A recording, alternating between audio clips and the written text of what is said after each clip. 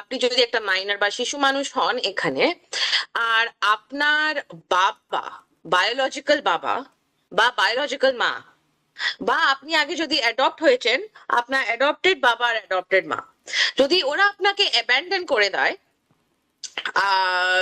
তাহলে আপনাকে, আপনি এখানে গ্রিন কার্ডের জন্য এলিজিবল হতে পারেন। এই বিষয়টি কারা পাচ্ছেন, মানে 21 বছর এবং কোন কোন স্টেটে 18 বছর, বিষয়টা এই তো।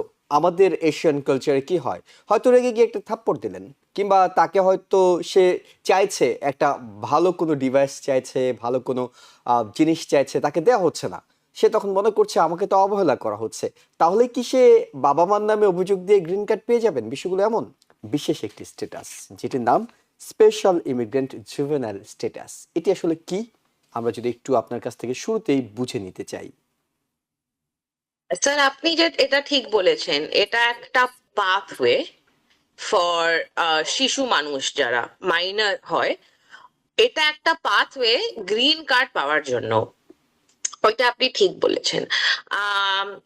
ইউজুয়ালি আপনি যেটা বলেন 21 এর নিচে, এটা অ্যাকচুয়ালি স্টেটের ওপর ডিপেন্ড করে কোন স্টেটে শিশু মানুষ আর তার যে গার্ডিয়ান সে কোথায় থাকছে। তো নিউ ইয়র্কে আপনি ঠিক বলেছেন 21 ইয়ার্স ওল্ড, বাট ধরো নিউ জার্সিতে আমরা যদি যাই, আর নিউ জার্সিতে কেউ আছে আমাদের একটা ক্লায়েন্ট, কেননা আমরা নিউ জার্সিরও কেস করি, আমি নিউ জার্সিতে লাইসেন্স আছে আমার, তো ওই জন্য ধরো নিউ জার্সিতে হলো, তাহলে 18 ইজ দ্য ল, 18 এর আগে করতে হবে। তো বেশি মানে বেসিক্যালি এইটা কি, special immigrant juvenile is a pathway, not guaranteed but is a possibility. যদি আপনি একটা শিশু মানুষ হন, নিউ ইয়র্কে আন্ডার 21 বা শিশু, আপনি যদি একটা মাইনর বা শিশু মানুষ হন এখানে, আর আপনার বাবা, বায়োলজিক্যাল বাবা বা বায়োলজিক্যাল মা, বা আপনি আগে যদি অ্যাডপ্ট হয়েছেন, আপনার অ্যাডপ্টেড বাবা আর অ্যাডপ্টেড মা, যদি ওরা আপনাকে অ্যাবান্ডন করে দেয়, তাহলে আপনাকে, আপনি এখানে গ্রিন কার্ডের জন্য এলিজিবল হতে পারেন। দুজনকেই কিন্তু করতে হবে না, একজন করলেও আপনি এখানে কিন্তু গ্রিন কার্ডের জন্য এলিজিবল হতে পারেন। এখন কি দরকার ওই সব জিনিসের জন্য, এটা কিন্তু দুটো স্টেপ, মেন দুটো স্টেপ আছে স্পেশাল ইমিগ্রেন্ট জুভেনাইল স্ট্যাটাসের নিচে গ্রিন কার্ড পাওয়া। ফার্স্ট স্টেপটা হচ্ছে আপনাকে ফ্যামিলি কোর্টে যেতে হবে। ফ্যামিলি কোর্টে গিয়ে একটা অর্ডার আপনাকে ফ্যামিলি কোর্ট থেকে নিতে হবে। এর ফ্যামিলি কোর্ট মানে স্টেট কোর্ট। ফ্যামিলি কোর্টে গিয়ে আপনাকে একটা স্পেশাল ফাইন্ডিংস অর্ডার নিতে হবে, আর একটা লেটার অফ গার্ডিয়ানশিপ নিতে হবে। হোয়াট ডাজ দ্যাট মিন?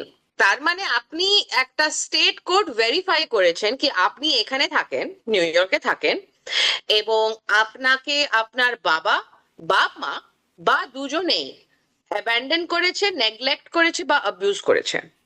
তিনটে বেসিস থাকে। আর এবং আপনার ওনাদের সাথে আবার মানে মিল হওয়া পসিবল না বা ভায়াবল না। আর এবং আপনার এখানে ইউএস এর মধ্যে আপনি থাকেন, নিউ ইয়র্কে থাকেন, আর এবং নিউ ইয়র্কে আপনি যার কাছে থাকেন, একটা আপনি গার্ডিয়ান, প্রপোজড গার্ডিয়ানের কাছে থাকেন না। এখন এই প্রপোজড গার্ডিয়ান আপনার বাবা বা মা হতে পারে। যদি একটা প্যারেন্ট আপনাকে অ্যাবান্ডন করেছে, আপনাকে অন্য প্যারেন্টটা কিন্তু আপনার গার্ডিয়ান হতে পারে, বা অন্য 18 ইয়ার্স এর অ্যাবভ কোনো অ্যাডাল্ট যার ভালো ক্যারেক্টার, সে আপনার গার্ডিয়ান হতে পারে। তো এই সবগুলো জিনিস আপনাকে দেখাতে হবে। আমার সাথে এইসব হয়েছে, বাবা বা মা বা দুজনেই অ্যাবান্ডন করেছে, আমি নিউ ইয়র্কে থাকি, আর এবং প্লিজ এই যে এই মানুষটা, অ্যাডাল্টটা আছে, ভালো মানুষটা, সে আমার খেয়াল রাখে, প্লিজ এনাকে গার্ডিয়ান বানিয়ে দাও। তো এইসব প্রুফ করার পরে ফ্যামিলি কোর্ট একটা স্পেশাল ফাইন্ডিংস অর্ডার দেয়, লেটার অফ গার্ডিয়ানশিপ দেয়, ওইগুলো নিয়ে ইউএসসিআইএস এর কাছে অ্যাপ্লাই করতে হয় গ্রিন কার্ডের জন্য। That is also a two-step process, petition R adjustment যেরকম আমরা বলি। তো the whole process টা একটু টাইম লাগে, কেননা কোর্ট, এভরি কোর্ট কোর্টের একটা ডিফারেন্ট রিকোয়ারমেন্ট হয়, they like to go through different avenues.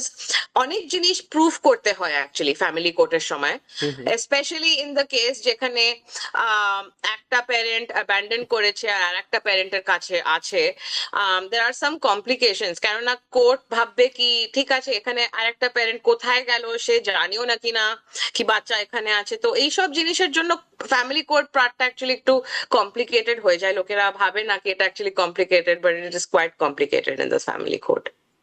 জি, অনেক ধন্যবাদ। আমরা একটু একই সাথে প্যারালিগাল আসিফ মুর্তজা আপনার কাছে শুনে নিই। সেটা হলো এই বিশেষ স্ট্যাটাসটা, এটি যেটি বললেন অ্যাটর্নি রাঞ্জা বোস, এর সাথে যদি কোনো কিছু যোগ করতে চান, কিংবা এই বিষয়টি কারা পাচ্ছেন, মানে 21 বছর এবং কোনো কোনো স্টেটে 18 বছর, বিষয়টা এই তো? জি, এক্স্যাক্টলি। বিষয়টা এরকমই। 21 বছরের নিতে হবে এবং যেভাবে মিস অ্যাটর্নি রাঞ্জা বোস বলল যে এটা স্টেট টু স্টেট ভ্যারি করে। হুম হুম তো স্টেটের ল দেখতে হবে যে কোন স্টেটে কিভাবে কত বছর বয়স এটাকে মিনিমাম ধার্য করা আছে, সেটি এখানে বিবেচনায় আসবে। আর যে এই ধরনের কেস আসলে আমরা সচরাচর করেই থাকি আমাদের জ্যামাইকা লোকেশনে গেহিয়ান অ্যাসোসিয়েটসে। এবং এটা আপনার যেভাবে মিস্টার রাঞ্জাবোস বললেন আর কি, যে আসলে স্টেট টু স্টেট ভ্যারি করে। সো এটা আমাদেরকে আসলে স্টেট ল অনুযায়ী আমাদেরকে যেতে হবে। এবং আরেকটা বিষয় পরিষ্কার হয়, সেটি হলো অবশ্যই আপনার বায়োলজিক্যাল প্যারেন্টস, বাবা অথবা মা অথবা দুজনই, অথবা অ্যাডপ্টেড যারা আছেন, তাদের দ্বারা আপনি নির্যাতিত কিংবা অবহেলিত অন্যান্য বিষয় হতে হবে। আপনার যদি সৎ বাবা সৎ মা তিনি করেন, তাহলে বিষয়টি হচ্ছে না। বিষয়টি কি এমন? এটা অ্যাকচুয়ালি স্যার ভীষণ কমপ্লিকেটেড ব্যাপার হয়ে ওকে। যায়। This is where lawyers really help you. কেননা life very complicated. Life happens কখনো কখনো, স্পেশালি মানে নট ওয়েস্টার্ন কান্ট্রিজে, আমাদের দেশে সাউথ আমেরিকাতে অনেক হয় কি, ধরো বাচ্চা একটা মা বাবার কাছে হয়েছে কিন্তু অন্য কাপল গিয়ে ওদের বার্থ সার্টিফিকেটটা বানিয়ে নিয়েছে। আমি জাস্ট একটা এক্সাম্পল দিলাম। Okay. So in that case we have to convince the court কি দেখুন যে বার্থ সার্টিফিকেট বানিয়েছে they are the legal parents hmm at the end of the day. So it has to be যে legal parent, সে biological হোক, step হোক, adopted হোক, it has to be the legal parent. Now what is the legal parent, এখানে is where lawyers can get very creative. কিন্তু attorney, আপনার কাছে জানি সেটি হলো যে আমরা যে বলছি নির্যাতন অবহেলা, এটা আসলে কিভাবে ঠিক করা হবে? মানে ধরেন বাবা কিংবা মা, আমাদের এশিয়ান কালচারে কি হয়, হয়তো রেগে গিয়ে একটা থাপ্পড় দিলেন, কিংবা তাকে হয়তো সে চাইছে একটা ভালো কোনো ডিভাইস চাইছে, ভালো কোনো জিনিস চাইছে, তাকে দেওয়া হচ্ছে না। সে তখন মনে করছে আমাকে তো অবহেলা করা হচ্ছে। তাহলে কি সে বাবা মার নামে অভিযোগ দিয়ে গ্রিন কার্ড পেয়ে যাবেন? বিষয়গুলো এমন? সো अगेन তো এখানে আমরা অনেক দেখি হুম এই প্রবলেম। ফ্যামিলি কোর্টও ভাবে কি এক্স্যাক্টলি কি একটা থাপ্পড় মারা। আই নো আমাদের কালচার ইটস ওকে, বাট এখানে family hmm courts do look at that as abuse, physical abuse. যদি আপনি একটা থাপ্পড় মেরেছেন বাচ্চাকে, হুম ওটা কিন্তু ওরা ফিজিক্যাল অ্যাবিউজ দেখে। দের আর সাম মেনি মেনি এক্সাম্পলস। পয়সা দেয় না, স্কুলের জন্য পয়সা দেয় না, বা আমরা দেখি অনেক তাড়াতাড়ি বিয়ে করিয়ে দিতে চাইছে বাচ্চাকে, পড়াশোনা করতে দিচ্ছে না, এইগুলো। আর বা খেতে দেয় না ভালো করে। আহ এইগুলো কামস আন্ডার অ্যাবান্ডনমেন্ট। বা ছেড়ে চলে গেছে, হুম একটা প্যারেন্ট ছেড়ে চলে গেছে, কোনো কার ঠিকানা নেই। আপনার কনসার্নটা আমি বুঝতে পারছি কি বাবা মার মানে অগেনস্টে বলে এরা এ করতে পারে। ওই জন্য একটা রিকোয়ারমেন্ট হয় কি আপনি যার অগেনস্টে বলছেন, হুম যার অগেনস্টে পুরো আপনি কেসটা আনছেন কি আমার বাবা আমায় অ্যাবিউজ করেছে বা মা ছেড়ে দিয়েছে, ওদের কিন্তু একটা বাই ল ওদের ইনফর্ম করতে হয় কি দেখুন আপনার অগেনস্টে কিন্তু এই হচ্ছে, ওকে। আপনি এখন কি করবেন আপনি ডিসাইড করুন। তো ডিপেন্ডিং অন দ্য সিচুয়েশন, বাবা ধরো প্যারেন্ট যে আছে হুম নিজের দেশে, সে বলছে হ্যাঁ আমার তো সত্যি কিছু, আমার বাচ্চার সাথে কিছু চাই না, আমার বাচ্চা একদম আমার আমার আমার মন থেকে বেরিয়ে গেছে, আমার বাচ্চা একদম এ হয়ে গেছে, আমি ওরা একটা পেপার সাইন করে দেয় giving up their rights. Okay. Then that we can show কি দেখুন আমরা অলরেডি বলে দিয়েছি এর বাবাকে, দ্যাট বাবা বা মাকে, আর বাবা মা ওরা অলরেডি সাইন করে ফেলেছে giving up their rights, so they clearly do not care. Hmm hmm তো দ্যাট রিয়েলি হেল্পস অ্যাবান্ডন। তো ওইটা আমরা দেখাতে পারি। বা আমরা দেখাতে পারি কি কেউ একটা গিয়ে বাংলাদেশে বা যেখানেই হোক, কেউ একটা গিয়ে বা যে অ্যাবান্ডন বা অ্যাবিউজ করেছে তাকে ওরা একটা মানে পেপার মানে লসুট হচ্ছে আপনার अगेंस्ट, ওইটা দিয়ে দিয়েছে। ওইটা আমরা যদি দেখাতে পারি কি ইনফরমেশন আছে বাবা মার কাছে কি এইটা এরকম একটা আছে, ওইটা আমি যদি দেখাতে পারি তাহলে কোনো প্রবলেম হয় না। You have to show that you inform them, but